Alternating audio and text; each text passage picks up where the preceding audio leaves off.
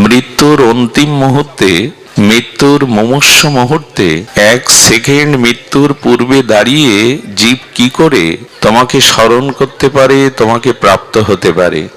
আমাকে সর্বদা স্মরণ করো, এটাই মৃত্যুর প্রস্তুতি। আর শোনো, আমাকে সারা জীবন আত্মনিবেদন করে যদি ভজন করতে পারো, এই জড়জাগতিক কাল কবলিত অনিত্য প্রপঞ্চ শরীর যদি সাড়া না দেয়, বুদ্ধি স্মৃতিশক্তি যেদিন তোমার সাড়া না দেয়, তবে জেনে রাখো তোমার অন্তিম সময় তোমার হৃদয়ে বসে আমি তোমার নাম করিয়ে নেব, আমি তোমার দায়িত্ব পালন করে নেব। আমাকে স্মরণ করো, মৃত্যুকে সম্মুখে দেখে স্মরণ করো। এখন দেখছেন হিন্দু মিডিয়া চ্যানেলটি সাবস্ক্রাইব করুন। শ্রীগীতার টিকাকারগণ, আচার্যগণ এই অধ্যায়ের একটি নামকরণ করেছেন মৃত্যু বিজ্ঞান যোগ। এখানে অর্জুন ভগবানের কাছে অনেকগুলি প্রশ্ন জিজ্ঞাসা একসাথে করেছেন।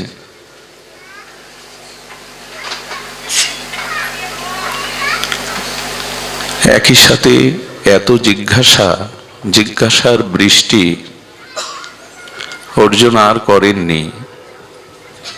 জিজ্ঞাসাগুলি এমন, কিং তদ্ব্রহ্ম, কিং অধ্যাত্মং, কিং কর্ম পুরুষোত্তমম, অধিভূতং চ কিং প্রত্যং, অধিদৈবং কিমুশ্চতে, অধিযোগ্য কথং কহত্র দেহস্মি ন মধুসূদন, প্রয়াণ কালে চ কথং শ্রেয়সী নিয়ত আত্মাভি। প্রশ্ন করছেন ব্রহ্ম কি, আধ্যাত্ম কি, কিং কর্ম পুরুষোত্তমম, কর্ম কি, অধিভূত কাহাকে বলে, অধিযোগ্য কিরূপ, এবং সব থেকে যে বিষয় আজ আলোচনার জন্য সামান্য এই ক্ষুদ্রাতি প্রয়াস, তিনি এই জিজ্ঞাসার সর্বশেষ জিজ্ঞাসা করছেন, প্রয়াণ কালে চ কথং শ্রেয়সী নিয়ত আত্মভি।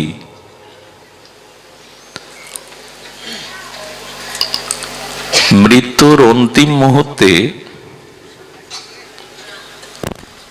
মৃত্যুর মুমূর্ষ মুহূর্তে, এক সেকেন্ড মৃত্যুর পূর্বে দাঁড়িয়ে জীব কি করে তোমাকে স্মরণ করতে পারে, তোমাকে প্রাপ্ত হতে পারে।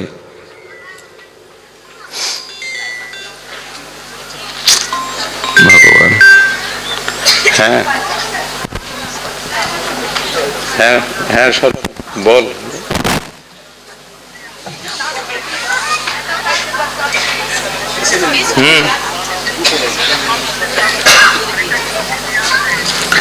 পদ্মুৎ স্যার আছে ওখানে, তুই যা, আছে।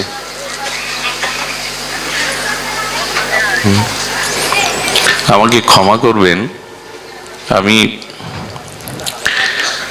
আমার একমাত্র দিদি, সেই জামাইবাবু এমন অ্যাক্সিডেন্ট করেছেন, তার পাশে হাসপাতালে নিয়ে যাওয়ার কেউ নেই, হাসপাতালেই পড়ে আছেন। এইখান থেকে অ্যাম্বুলেন্স পাঠানো হয়েছে, জানি না ভাগ্যে কি আছে, কান দিয়ে রক্ত আসছে, অ্যাক্সিডেন্টটা মারাত্মক। আমি বুঝতেও পারছি না। আমি যখন পৌঁছেছি ট্যাকেরহাটি, তখনই সংবাদটা এলো, তার একমাত্র সন্তান, সেও দূরে, কাছে কেউ নেই, আপনারা একটু আশীর্বাদ করবেন। সৌম্য আছে, ও দুটি কথা বলবে, আপনারা সকলে আশীর্বাদ করবেন। আমি ব্যাসাসনে বসেছি, যদিও রক্ত মাংসের মানুষ, আর এ জগতে অসহায়দের পাশে দাঁড়াবার লোক খুব কম। এখন জানি না কি অবস্থা, অ্যাম্বুলেন্সে যাচ্ছেন, কোথায় কি কি করবেন জানি না, আপনি একটু কৃপা করবেন। সৌম্য আসছে, ভগবত কৃপায় সে আপনাদের আস্বাদন দিবে। তবে হরিকথার মধ্যেই, আপনাদের আশীর্বাদের মধ্যেই সামান্য সময়ের প্রয়াস, কৃপা সঞ্চার করুন। অর্জুনের জিজ্ঞাসার মধ্যে সর্বশেষ জিজ্ঞাসাটি বড় আমাদের জন্য অনুভূতির, অনুভবের। প্রয়াণ কালে চ কথং শ্রেয়সি নিয়ত আত্মাভি। মৃত্যুর 1 সেকেন্ড পূর্বে, মৃত্যুর মুমূর্ষ মৃত্যু সন্নিকটে এই জাতীয় জীবের তোমার প্রাপ্তির উপায় কি? এই অধ্যায়ের এই জন্য নামকরণ করা হয়েছে মৃত্যু বিজ্ঞান যোগ। কি করে মৃত্যুকে, মহামৃত্যু বা ভগবৎ প্রাপ্তির উপায়, এটি অর্জুনের জিজ্ঞাসা ছিল। কিন্তু আমার যেটা মনে হয়, একটি ছোট্ট পাখি দরজা বা জানলা দিয়ে ঘরে প্রবেশ করেছে, সেই দরজা জানলাটা যদি রুদ্ধ করে দেন, ওই পাখিটি ছটপট করে বাইরে যাওয়ার জন্য। ওই সময় তার যে অবস্থাটা হয়, সম্মুখে মৃত্যু এলে মানুষের ওই অবস্থা হয়। তার দেহ, তার ইন্দ্রিয়, তার মন, তার বুদ্ধি সর্বাংশে ক্রিয়া করে না। আমার মতো মাদিস জন হলে, ভজন বিমুখ হলে সারা জীবনের অপরাধ পাপ সামনে ভেসে আসে। সংসার আসক্তি বিষয়মুখী মানুষ তার রিপু ইন্দ্রিয় যে ভোগ বাসনা উপভোগ করেছে। হ্যাঁ বিশ্ব, হ্যাঁ আচ্ছা, কি করে কথা বল।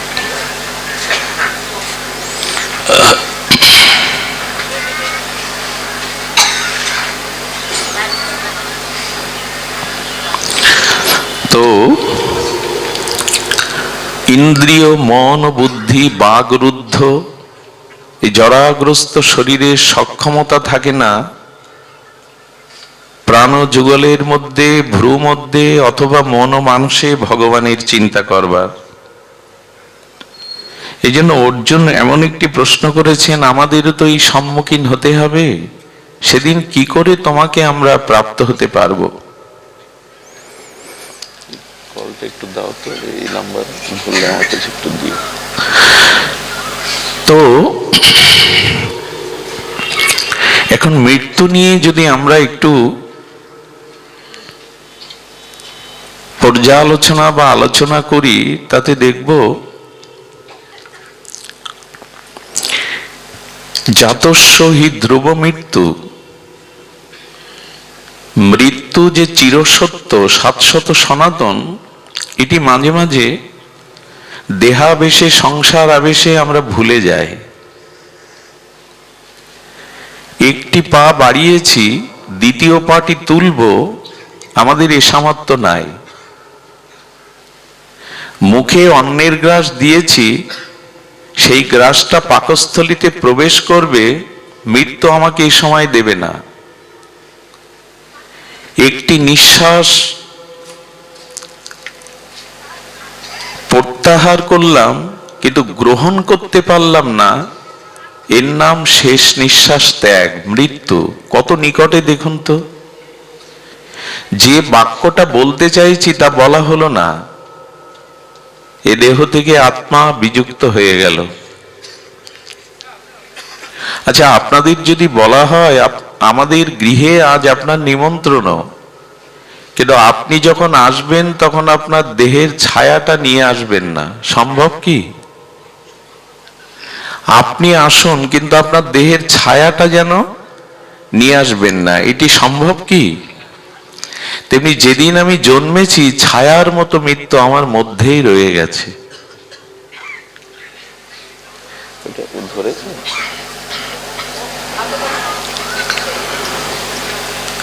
এই জন্য মৃত্যু এমন একটি শাশ্বত ধ্রুব সত্য,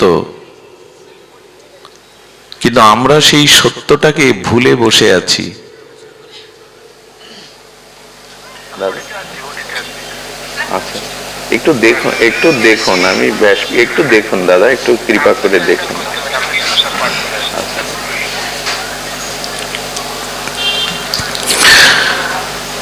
তো সাথী ছায়াটা যেমন কায়ার সাথে যুক্ত, তাকে ত্যাগ করে কোথাও যেতে পারি না, মৃত্যু তেমনি আমার মধ্যে সর্বদাই বর্তমান। মৃত্যু অন্য কোনোখানের থেকে আসে না, মৃত্যুকে সাথে নিয়েই আমি ঘুরছি। এই ধ্রুব সত্যটা দেহাবেশে ভুলে যায়। অর্জুনের এই জন্য জিজ্ঞাসা, প্রয়াণ কালে চ কথাং শ্রেয়সী, কি করে তোমাকে সেই সময়ে আমরা স্মরণ করতে পারি, মৃত্যুকে সার্থক করতে পারি। মৃত্যুর কাল কবলিত এই সংসারে আমরা মৃত্যুকে ভুলে থাকতে চাই।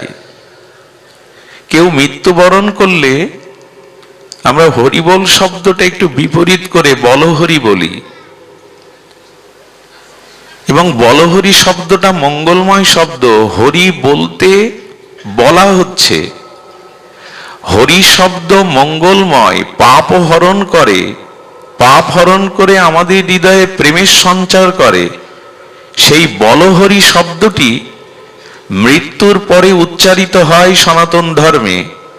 তো হরিকে বলতে বলার মতো মঙ্গলতম, সর্বমঙ্গলময়, সর্বগুণময় এই হরিবোলটা যদি কারো বিবাহ আসরে গিয়ে বলেন বলো হরি, আপনাকে দাঁড়াতে দেবে না। শব্দটা তো অমঙ্গল নয়, শব্দটা তো হরিকেই নির্দেশ করা হচ্ছে, সর্ব অমঙ্গল হরে। কিন্তু বিবাহ আসরে সেখানে যদি জোরে গিয়ে বলো হরি দু চারজন বলে, তারা তাড়িয়ে দেবে। তার মানে মৃত্যুকে আমরা জেনেও স্বীকার করতে চাই না। বলহরি মৃত্যুর পরের একটি শব্দ, কিন্তু বিবাহ বাসরে বললে, ছেলের জন্মদিনে গিয়ে ওখানে যদি বলেন বলহরি, মেনে নেয়নি। কেন জানেন? মৃত্যু ধ্রুব সত্য, কিন্তু মন মেনে নেয়নি। মৃত্যুকে স্বীকার করতে চাই না, আমরা ভুলে থাকতে চাই। আর যখনই ভুলে যাই তখনই সংসার আবেশ, দেহাবেশ, ভোগ বাসনা প্রবৃত্তিতে আমরা মৃত্যুকে একরকম ভুলেই থাকি। এই অবধারিত মৃত্যুর কথা বলতে গিয়ে রানী এলিজাবেথ, ইংল্যান্ডের এই মহারানী, বিশ্বে যার প্রবল খ্যাতি পরিচিতি, ইংল্যান্ডের মহারানী ভিক্টোরিয়া অন্ন খেতে বসেছেন। অন্ন কি তাদের দেশের যা খাদ্য খেতে বসেছেন, তিনি গালে তুলে দিলেন, ওইটি পাকস্থলিতে প্রবেশ করার আগেই ঢলে পড়লেন। ইংল্যান্ডের রানী ভিক্টোরিয়া,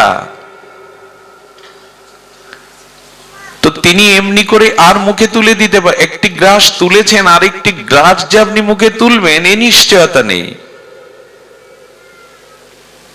সেকেন্দার সারা পৃথিবী বাহুবলে জয় করলেন। বাহুবলে জয় করে সেকেন্দার ফিরছেন তার পিতামাতা, স্ত্রী পুত্র, তার নিজ আলয়ে। 200 হাত দূরে এসে ওখানেই তার মৃত্যুবরণ হলো। শোভাযাত্রা করে চলেছে বিশ্বজয়ী সেকেন্দার, পিতামাতার মুখ নিজ আলয়ে উঠতে পারলেন না। এই যে মৃত্যু অবধারিত ধ্রুব সত্যকে ভুলে আছি। অর্জুন এত প্রশ্নের মাঝে এই প্রশ্নটি মর্মস্পর্শী প্রশ্ন, প্রয়াণ কালে চ কথাং শ্রেয়সী নিয়ত আত্মভি, বলো ভগবান, সেই মৃত্যুর ইন্দ্রিয়, মন ও বুদ্ধি বিকল হয়ে যাবে,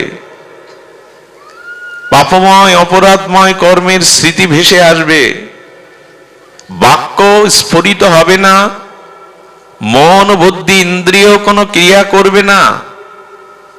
সেই পাখিকে ছোট্ট কুটিরের মধ্যে দরজা জানলা রুদ্ধ করে আটকালে যেমন ছটপট করে, মৃত্যুর সেই যন্ত্রণায় কাতর হয়ে তোমার কথা কি করে স্মরণ করব। সেই প্রস্তুতির নাম মৃত্যু বিজ্ঞান যোগ। এটি আমাদের জানা প্রয়োজন বিধায় তৃতীয় পাণ্ডব অর্জুন। কিন্তু আমরা এই বুদ্ধি মন যুক্ত করেও, এত হরিকথা শ্রবণ করেও, এত শাস্ত্র কথা শ্রবণ করেও আমাদের প্রস্তুতি নাই। লোমশ ঋষি বা মুনি যারা, তারা জগতের বিষয় বৈভবকে পরিত্যাগ করে রিপু ইন্দ্রকে সংযতপূর্বক তারা গভীর মনন ক্রিয়ার দ্বারা সেই পরম ব্রহ্মের উপলব্ধি করেন। যাদের চিত্তে, যারা দ্রষ্টারূপী ভগবানের নাম রূপ লীলা মহিমাকে দর্শন করেন, মন্ত্রদ্রষ্টা ঋষি। ঋষি কারা? যারা মন্ত্র দ্রষ্টা, মন্ত্রর অধিদেবতাকে দেখেন, মন্ত্রের স্বরূপটাকে যারা উপলব্ধি করেন ভজনের দ্বারা, তাদের মধ্যে অন্যতম ছিলেন লোমশ ঋষি। সারা গায়ে লোম। তার চরিত্র যেভাবে বর্ণন এসেছে, এরাই মৃত্যুকে যথাযথ রূপে উপলব্ধি করেছে।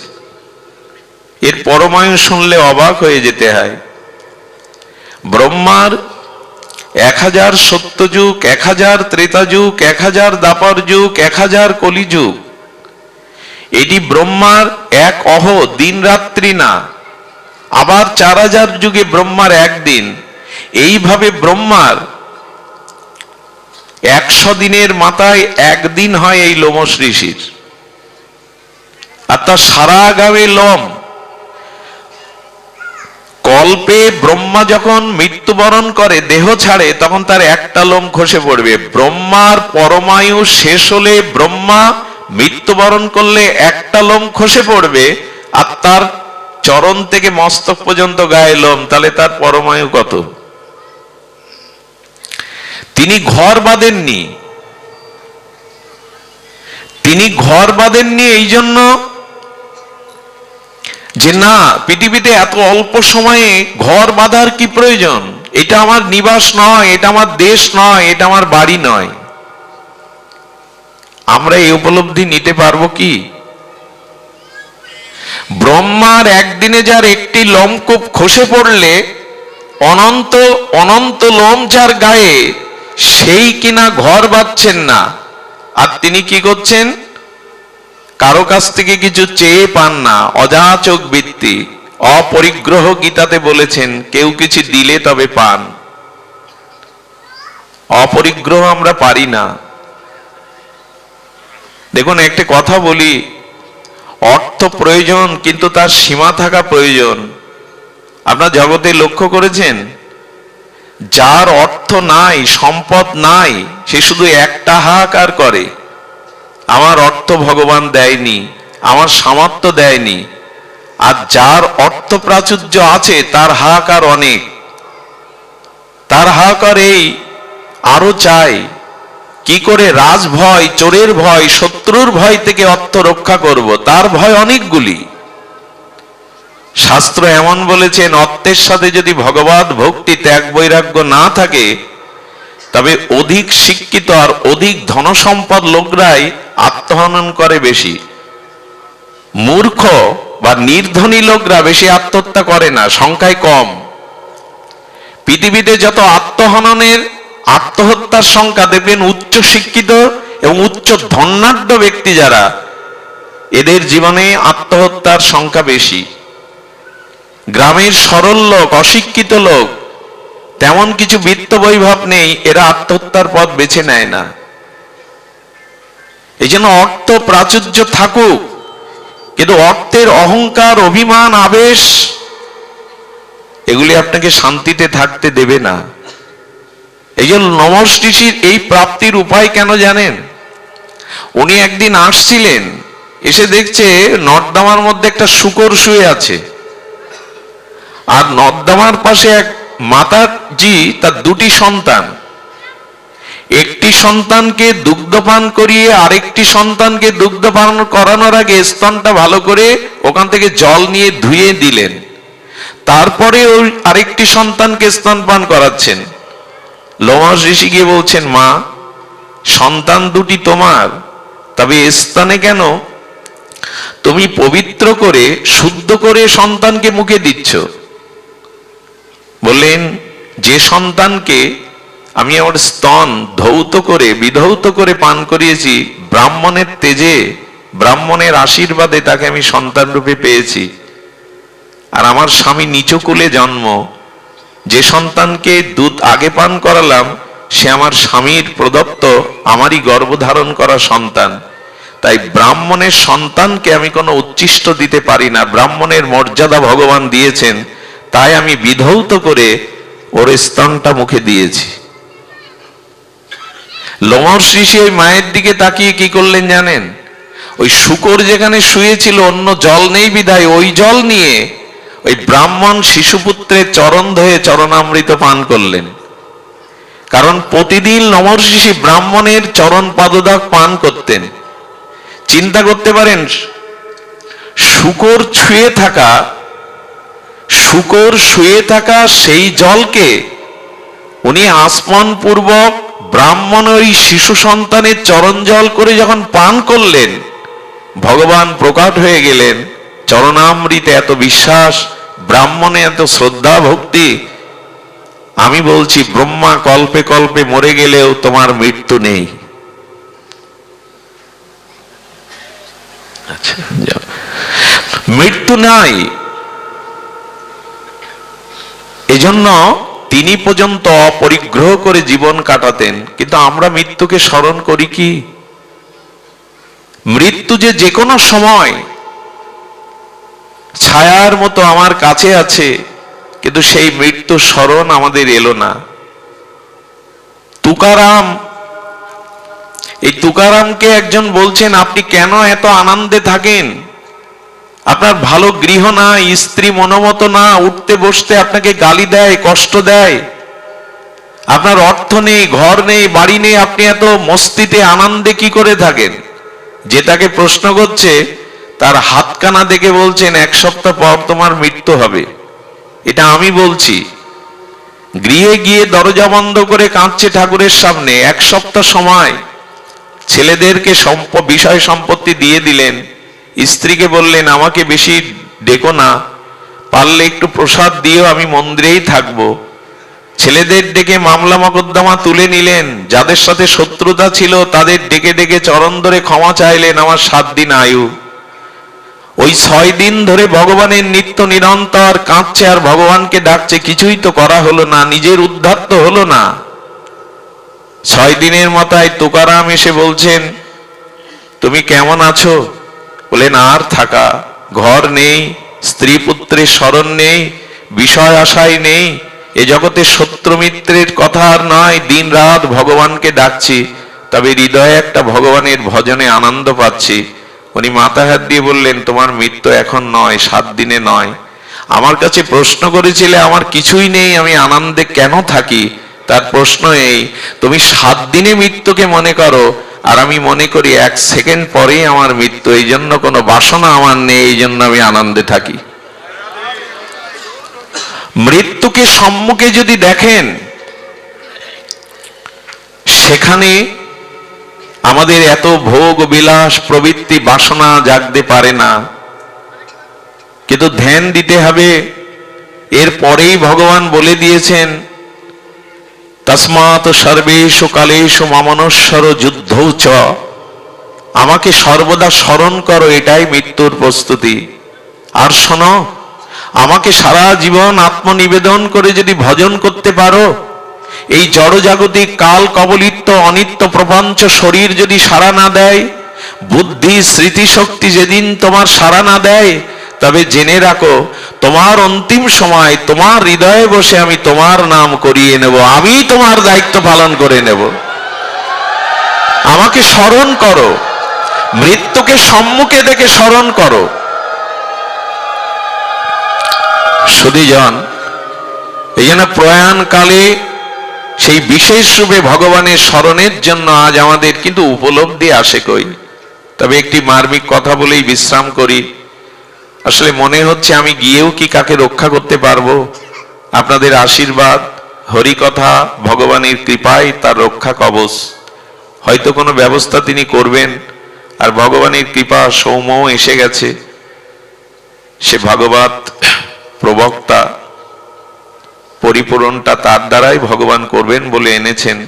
আমি সামান্য যেটা শুরু করেছিলাম, এই অবস্থাতে কথা বলাটা খুব কষ্টকর, তবু ভাবি কিছু তো করার নেই, আমাদের হাতে কিছু নেই।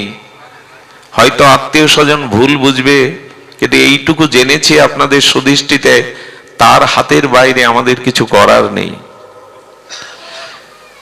তো এই যে ভগবানকে উপলব্ধি করার জন্য নিত্য নিরন্তর স্মরণের কথা শুনছি, পাঠে জানছি, কিন্তু নাম স্মরণ হয় কই, লীলা স্মরণ হয় কই, নিত্য নিরন্তর অবিচ্ছিন্ন তৈলধারার ন্যায় ভগবত স্মরণটা হয় না কেন? বলল উপলব্ধি আসেনি। উপলব্ধি আসেনি কেন? উপলব্ধি আসেনি দেখুন, শ্রী গুরু কৃপা ব্যতীত, বৈষ্ণব কৃপা ব্যতীত আপনার উপলব্ধি আসতে পারে না। তার ছোট্ট একটা দৃষ্টান্ত, দুটি দৃষ্টান্ত বড় মার্মিক, একটু ধ্যান দিন। অর্জুন এবং শ্রীকৃষ্ণ একই রথে, দুইজন আলাদা রথে নয়। অখণ্ড পরতত্ত্ব স্বয়ং সচ্চিদানন্দ পরম ব্রহ্ম ভগবান শ্রীকৃষ্ণ এবং অর্জুন একই রথে, কিন্তু অর্জুনের মোহ বিষাদ এলো কেন? বিষাদ মানে কিংকর্তব্য বিমূঢ়তা, হতাশা, বিষণ্ণতা, সিদ্ধান্তহীনতা, দুঃখ, অশ্রুজল, নিজের বুদ্ধির বিপর্যয়, এগুলি সব বিষাদেরই সরলত্ব এই শব্দের। তো ভগবান শ্রীকৃষ্ণ যে রথে দাঁড়িয়ে, ভগবানের মতো সখা যার, তার মোহ আসবে কেন? সূর্যে অন্ধকার আসবে কেন? একটাই কারণ, অর্জুন সখা রূপে কৃষ্ণকে দেখছে, ভগবান রূপে কৃষ্ণকে দেখছে। ভগবান রূপে না দেখলেও তো তিনি ভগবান, ভগবানকে মানি আর না মানি তিনি তো সচ্চিদানন্দ ভগবান। কিন্তু অর্জুনের বিষাদ কেন, কর্তব্য বিমূঢ়তা কেন? এর একটাই কারণ, অর্জুন গুরু কৃপা এখনো পাননি। এই দেখুন কি মর্মার্থ। এই জন্য অর্জুন বিষাদগ্রস্ত হয়ে অশ্রুসজল নয়নে কিংকর্তব্য বিমূঢ় হয়ে রথে ধনুর্বাদ ত্যাগ করলেন। হতাশাগ্রস্ত হয়ে, বুদ্ধি বিপর্যস্ত হয়ে, বিষাদগ্রস্ত হয়ে গেলেন। কিন্তু বিষাদগ্রস্ত মানুষকে প্রসাদ দিতে পারে একমাত্র গুরুদেব, ভগবান না। এই কথাটি অন্তরে লিখে নিন, বিষাদগ্রস্ত জীবকে প্রসাদ দিতে পারে একমাত্র শ্রী গুরুদেব। শ্রী গুরুদেবের মহিমা দেখুন। অর্জুন বলে বসলেন, প্রভু এই মুহূর্তে আপনি আমার সখা নন, শিষ্যস্তে মাং সাদিমাং তাং প্রপন্নম, আমি আপনার শিষ্য, আপনি গুরু রূপে আমাকে তত্ত্ব উপদেশ দেন। এই দেখুন, যখনই শ্রীকৃষ্ণকে ভগবান রূপে না গুরু রূপে স্বীকার করলেন, নিজেকে শিষ্য রূপে স্বীকার করলেন, তখনই ভগবানের দিব্য বাণী দ্বারা অর্জুন বলে বসলেন, নষ্ট মোহ স্মৃতিলব্ধ, আমার মোহ নষ্ট হয়ে গেছে। করিষ্যে বচনাং তব, আমি আপনার প্রতিটি কর্তব্য কর্ম আদেশ পালনের জন্য সম্পূর্ণ প্রস্তুত। ভগবান যে রথে তার মোহ যায় না, অথচ গুরু রূপে বরণ করে যখন গুরু উপদেষ্টা হয়ে উপদেশ দিলেন, সেই গুরু কৃপাতেই অর্জুনের মোহ দূর হলো। এতে কি সিদ্ধান্ত এলো? গুরু কৃপা ব্যতীত, শুদ্ধ মহাতের কৃপা ব্যতীত ভগবানের রথে একসাথে থাকলেও আপনার মোহ দূর হবার নয়। শ্রী গুরু কৃপা চাই, মহৎ কৃপা চাই। আরো দেখুন দৃষ্টান্ত এসেছে, পরীক্ষিত মহারাজ সাধারণ নয়, অভিমন্যু পুত্র, উত্তরার গর্ভে তার আবির্ভাব, গর্ভেই ব্রহ্মাস্ত্রের হাত থেকে স্বয়ং ভগবান যাকে গর্ভে প্রবেশ করে রক্ষা করেন, সে সাধারণ?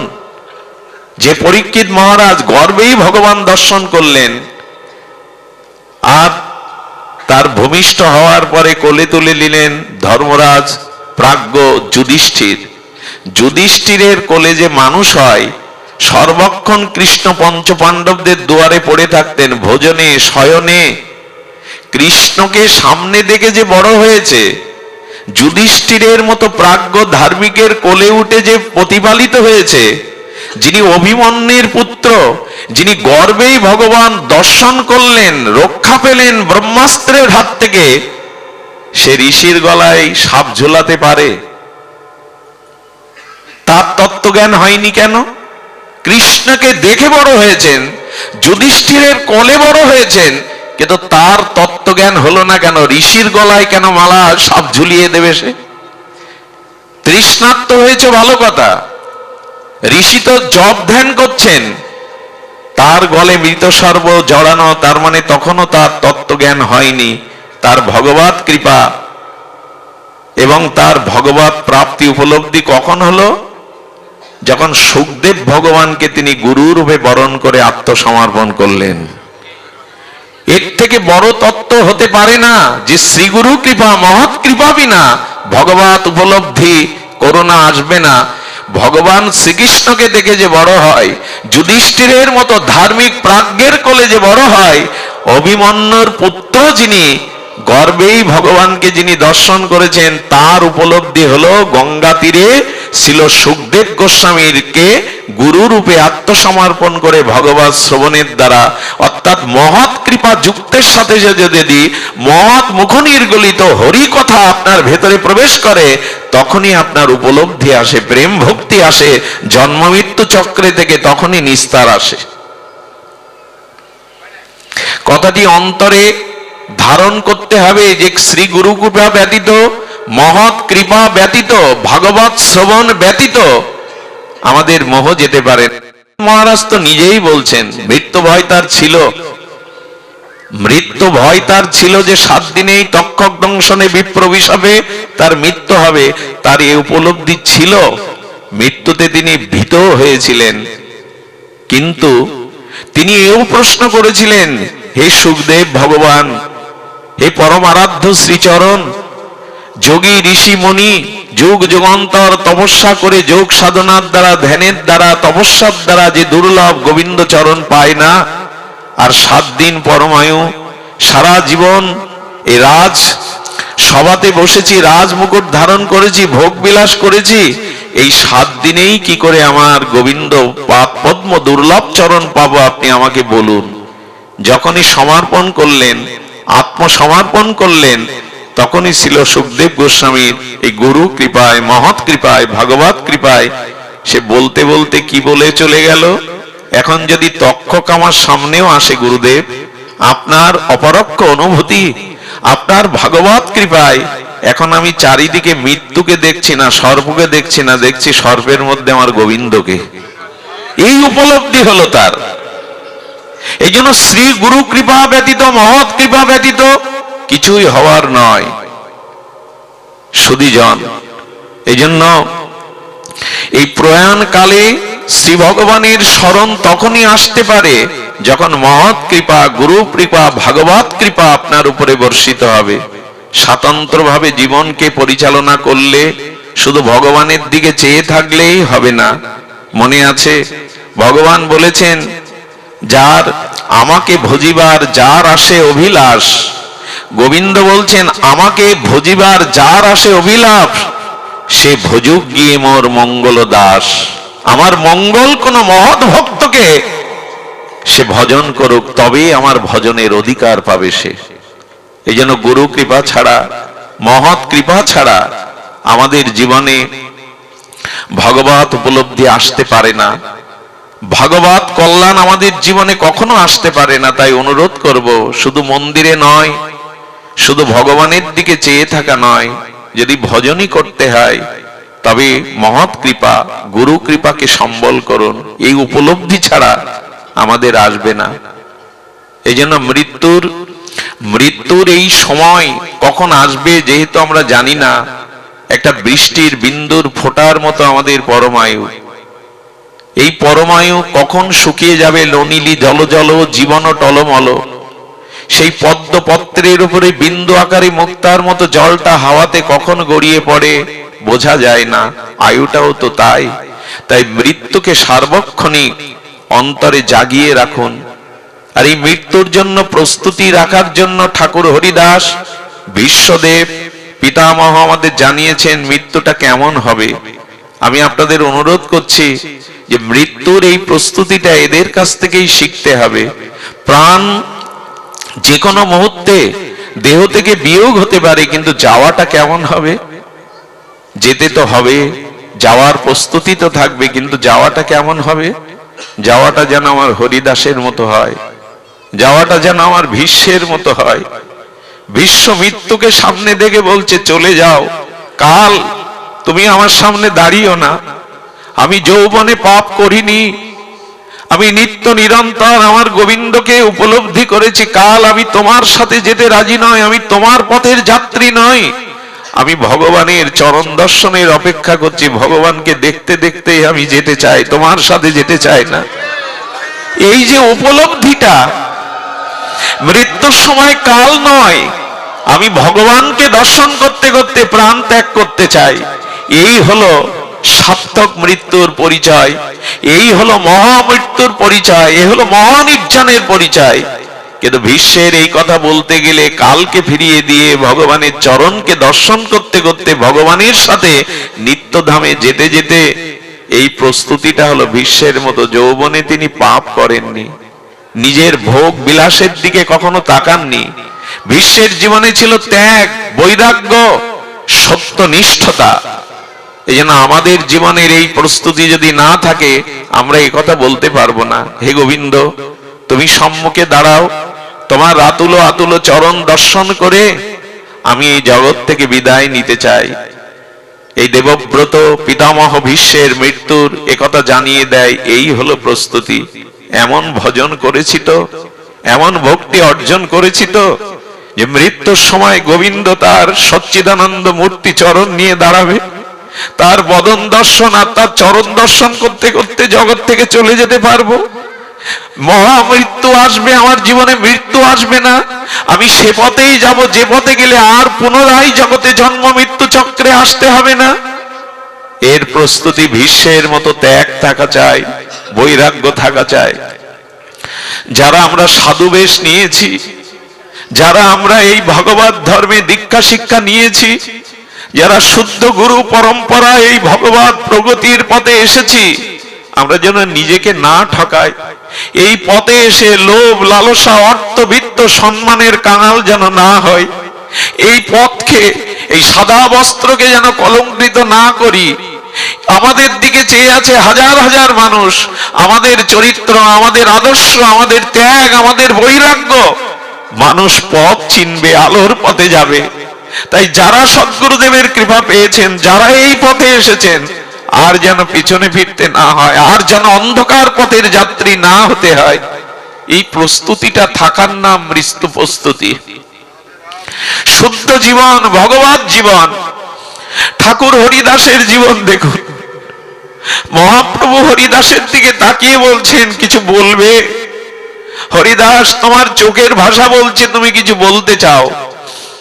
ঠাকুর হরিদাস স্বভাবত দৈন্যের মূর্তি, দৈন্যের অবতার, বললেন, তোমার কাছে কিছু বলবার যোগ্যতা তো আমার নাই, ভগবানকে সামনে কিছু বলবার যোগ্যতা তো আমার নাই, তবে যদি অভয় দাও, নিজের একটা ইচ্ছার কথা বলি। ইচ্ছাটি হলো, প্রভু আমি তোমার আগে জগৎ থেকে যেতে চাই, আর সেই যাওয়াটা কেমন হবে সে নিবেদনটা, সে আরজিটা তোমার চরণে জানিয়ে রাখি। এই দেখুন মৃত্যুর প্রস্তুতি, এই দেখুন হরিদাস ঠাকুর জগৎকে সেই ব্রহ্মার অবতার হয়ে আমাদের চোখের সামনে এই লীলা করে দেখিয়ে গেলেন। ও ভগবানের সামনে শ্রী গুরুদেবের চরণে যখন যাও, এই প্রার্থনাটা জানিয়ে রাখো। মহাপ্রভু বলছেন, বলো হরিদাস, বলো কি তোমার অভিলাষ, বহুদিন ধরে কি বলতে চেয়েও তোমার বলা হয়নি, আজ তুমি বলো।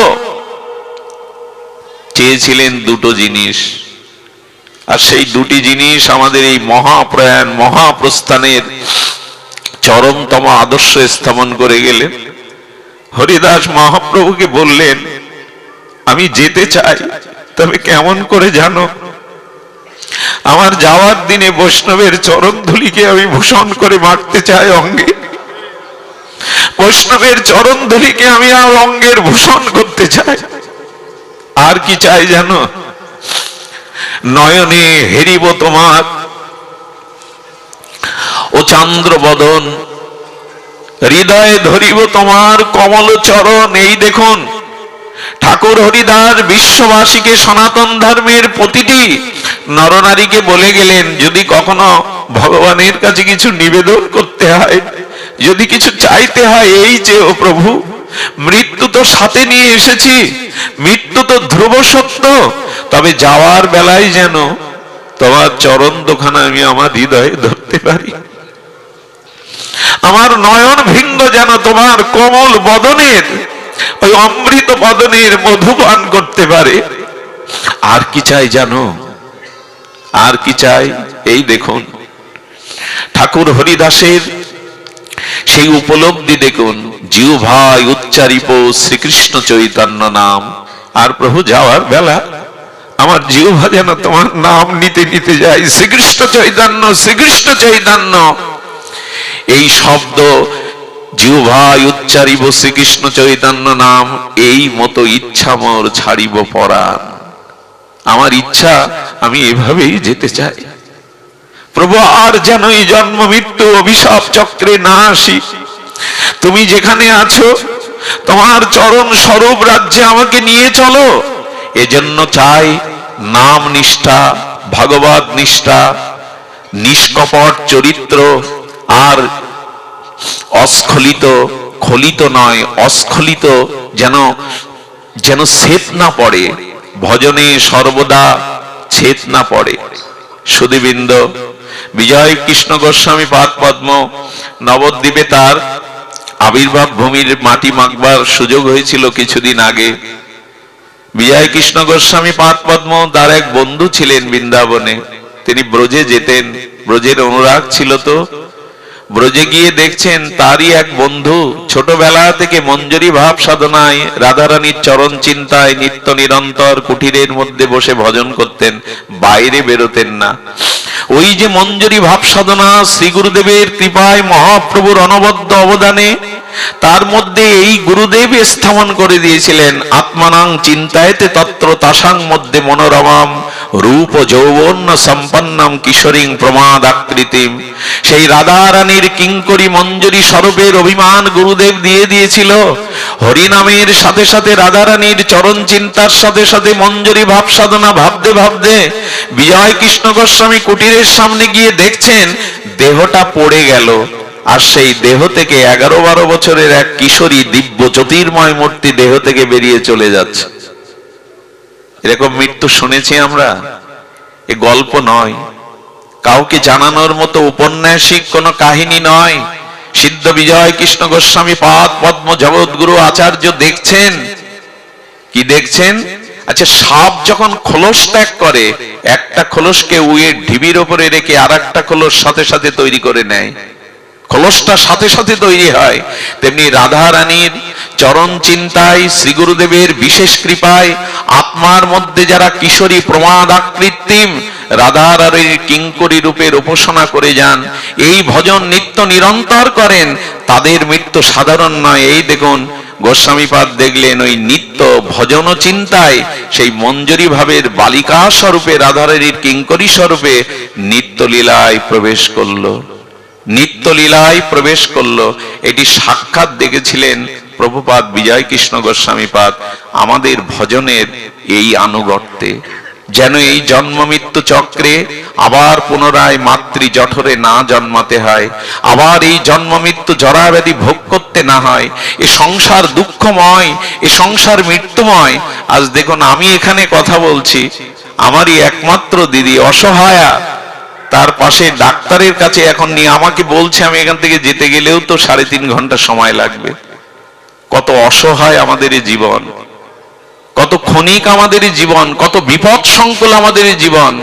এ সংসারের সুখ দুঃখের দোলাটাই জীবন নয়।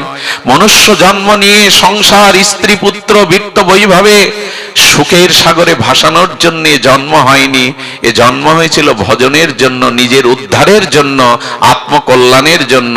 সেই প্রস্তুতিটার জন্য মৃত্যুকে সম্মুখে রেখে সর্বদা আমাদের প্রস্তুতি থাকা চাই, যেন যাওয়ার বেলায় ঠাকুর হরিদাসের মতো তোমার নামটা জিহ্বায় থাকে, যেন তোমার চরম চিন্তাটা হৃদয়ে থাকে। এই জন্য ভগবত ভক্তের আশ্রয়ে শ্রীগুরু মহতের বৈষ্ণবের কৃপাকে সঙ্গ করে আসুন আমরা ভক্তি জীবনে এগিয়ে যাই। ভাগবত ছাড়তে মন চায় না। আমি ট্যাকেরহাট আসার আগেই শুনে আমাকে সবাই বলছে, পাঠ সারা জীবন করলে পড়ে আছে মানুষটা, তোমার দায়িত্ব নেই। কি বলবো বলুন তো, কি বলার আছে? সংসারে এমনি করে অনেক পরীক্ষা আসে। যারা ভাগবত পথে জীবনকে উৎসর্গ করেছে এদের অনেক পরীক্ষা দিতে হয়। কত আপনজন দূরে সরে যায়, সংসারের অনেকের অপ্রিয় হয়ে যেতে হয়। এখানে আপন বলতে স্বার্থ পূরণ না করতে পারলে সবাই পিছু চলে যায়, কিন্তু তারপরেও একটা আলো জেগে থাকে। যার কেহ নেই তুমি তো তার আছো, যার কেহ নেই তুমি তো দাঁড়িয়ে আছো। গৌর হরি শ্রী গুরুদেব দাঁড়িয়ে থাকেন। এই জন্য ভরসা করতে হয় তো তার উপরেই করতে হবে। আমরা আমাদের চেষ্টায় খুব বেশি কিছু করতে পারবো না। ভগবত কৃপাময় এই জগৎ, তার শক্তিতেই জগৎ চলছে। সুধীজন, আমি জানি না সে কেমন থাকবে, এটা ভগবানই জানেন, তার প্রাক্তন কর্মফলই জানে। তবে আপনাদের কাছে এইটুকু নিবেদন করি, আর সময় নাই। যে কোনো মুহূর্তে, আমি আগেই বলেছি, একটা পা বাড়িয়েছি আর একটা পা বাড়াতে পারবো এমন নয়। একটা নিঃশ্বাস প্রত্যাহার করেছি, গ্রহণ করব এমন কথা নাই। শেষ নিঃশ্বাস ত্যাগ হতে পারে। একটা অন্নের দানা মুখে দিয়েছি, ওটা পাকস্থলিতে নাও যেতে পারে। তার আগে কণ্ঠরুদ্ধ হয়ে মৃত্যুবরণ করতে পারি। এই যদি 700 ধ্রুব মৃত্যু আমাদের সাথে থাকে, তবে কেন, তবে বিলম্ব কেন, অপেক্ষা কেন? কবে কবে আমরা এই মৃত্যুকে সামনে রেখেই, আর মৃত্যু ভয় ভক্তরা এই জন্য করে না, কারণ মৃত্যু মানেই নূতনের অভিযাত্রা। প্রভু, এই জন্মে এই দেহটা ছেড়ে যেন তোমার চরণে নিবেদন করতে পারি, আরেকটু এগিয়ে যেতে পারি, আরেকটু যেন আমাদের এগিয়ে থাকতে পারি। আর এই এগিয়ে থাকা আর কিছু নয়। এগিয়ে থাকা মানে প্রভু ভক্ত গৃহে জন্মটা দিও, কোন শুদ্ধ ভক্ত মায়ের কাছে পাঠিও। সৌম্যকে দেখলে আনন্দ লাগে, তার পিতা মাতাকে সাথে নিয়ে এসে ভজন করতে যায় ভাগবত। এই ভাগ্য কজন আর আছে? এমন পরিবারে দিও প্রভু, যেখানে পিতা মাতা সকলে মিলে যেন গৌর গোবিন্দের ভজন করতে পারি, যেখানে সকলে মিলে যেন তোমার চরণ আশ্রয় নিতে পারি। আজকে যে এই যোগমায়া কুঞ্জে যেখানে এই অনুষ্ঠান হচ্ছে, দ্বিতীয় দিবস, তাদেরকে দেখে বড় অবাক হই। সংসারে থেকেও আজ এমন সুন্দর শ্রীবিগ্রহ সেবা, এমন সুন্দর ভগবানের অর্চন করে জীবনটা কাটাচ্ছে। তারাও তো সংসারী, তারাও তো রক্ত মাংসের মানুষ। তারা যদি এটি পারে, কেন সংসার নিয়েই স্ত্রী পুত্র বৃত্ত বৈভব কামনা নিয়ে জীবন কাটাবো? তার মধ্যে কি একটু ভগবানকে জায়গা দিতে পারি না? তার মধ্যে কি জীবনটা তার চরণে সমর্পণ করতে পারি না? আমাদের এই ভাবনাটা নিয়ে আমি আপনাদের কাছে বিদায় চাইছি। তাড়াহুড়ো করে আমি জানি কিছু করতে পারবো না, তবে আপনারা প্রাণ ভরে আশীর্বাদ করবেন। এই অসহায় মানুষটার ওপরে ভগবানের জন্য কৃপা বর্ষিত হয়। একটা কলঙ্ক থেকে যাবে কিছু হলে, আমি তার পাশে থাকতে পারলাম না। সেই কলঙ্কটা আপনাদের কৃপায় যেন ঘুচে যায়, সে যেন মানসিকভাবে শারীরিকভাবে সুস্থ বোধ করে। এখন আপনাদের সামনে আমারই খুব স্নেহ ধন্য আমাদের সৌম্য চক্রবর্তী হরিকথা বলছেন। আপনারা তার শ্রীমুখে হরিকথা শ্রবণ করবেন। বাকি অনুষ্ঠান যে দুদিন আছে, আপনারা এখানে মহাত্মারা আসবেন, আগমন ঘটবে, আপনারা এমনি করে এসে হরিকথা আস্বাদন করবেন। আপনাদের সকলের চরণে ও সশ্রদ্ধ দণ্ডবাদ প্রণতি জানিয়ে সৌম্য আপনাদের মাঝে হরিকথা বলছেন, আপনারা শ্রবণ করুন।